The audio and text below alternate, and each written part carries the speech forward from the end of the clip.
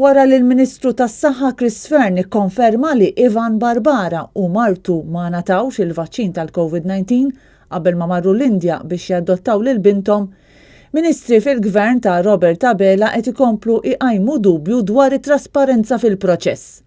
Waqt intervista fuq Newsbook, Fearn qal li wieħed ma jistax joqgħod jgħid li se jsifer biex jaqbes il-kju għall-vaċċin. Dal-Malt il dal-aħħar l-Indja u disgrazzjatament midda xtaq li qabel imur l-Indja jituħ il-vaċċin. U għallu li għax ma kienx il-cohort tiegħu. Le, ma ekku, aħna eżatti kif qed tgħid inti, ġifieri wieħed ma jistax jagħmel ir-regoli hu.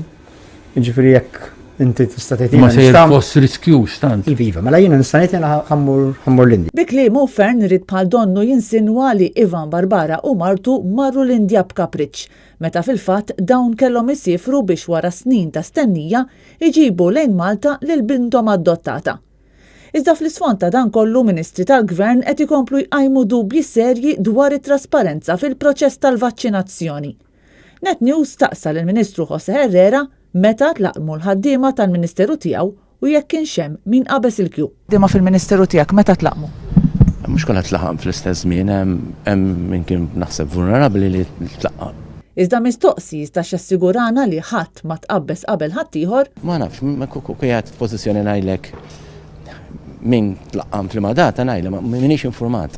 U mistoqsi jekk hux lest jagħtina d-dati tat-tilqim tal-ħaddiema, Herrera prova joħroġ minnha. Ġifieri jekk nitolbok id-dati ta' meta tlaqmu l-ħaddiema kollha tiegħek tal-Ministeru tkun tista' tihom lex dawk tlabtomlok u ma tajthomlix. Għaliex mhux kulħadd tlaqam fl-istess perjodu. Net News staqsa wkoll il-Ministru Aron Farrugia meta tlaqmu il-ħaddiema tiegħu. M'għandix informazzjoni.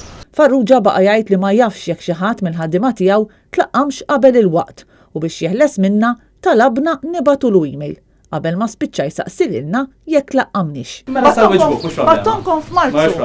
Ħadd minnkom ma wieġeb. Imma ma tistax tiġħad li ħadd ma tlaqqam. Mela jien kun naf ħadd ieħor x'għamel ta' x'affarijiet. Ħaddiema tal-Ministeru tiegħek ma tafx jaqbżux il-kju. Napprezzaha. Inti ħadta? Fil-bidu ta' Marzu, Net News kien talab lil kull Ministru u Segretarju Parlamentari biex jiddikjaraw jekk ħaddiema tagħhom kienux ingħataw il-vaċċin qabel ma kien imisshom. Iżda ħadd minnhom baqa' ma wieġeb għal din il-mistoqsija. Sa dan it-tant f'battuta minn taħt l-ilsien is-Segretarju Parlamentari Chris Saġus instema' jgħid u hija mhux kulħadd se jitlaqqam issa. Madankollu id-deputati ta' Robert Abela ma kellhom xejn xi jgħidu meta fakkarnihom li persuna kienet tilfet ħajjitha ftit tal-ġranet ilu wara li t-talba tiegħu biex jingħata l-vaċċin ma ntlaqatx mill-awtoritajiet Maltin. Persuna tilfet ħajjitha Ministru ta' ftit tal-ġranet ilu għax kien tilha jadotta tifla u ma natax il-vaċċin.